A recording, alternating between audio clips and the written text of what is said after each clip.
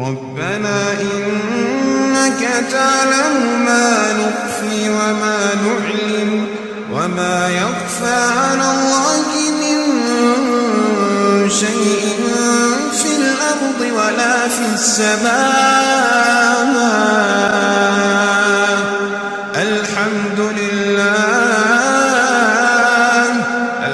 لله الذي وهب لي على الكبر إسماعيل وإسحاق إن ربي لسميع الدعاء.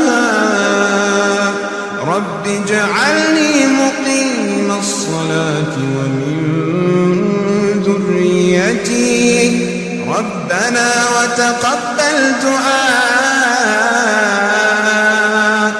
ربنا اغفر لي ولوالدي وللمؤمنين يوم يقوم الحساب.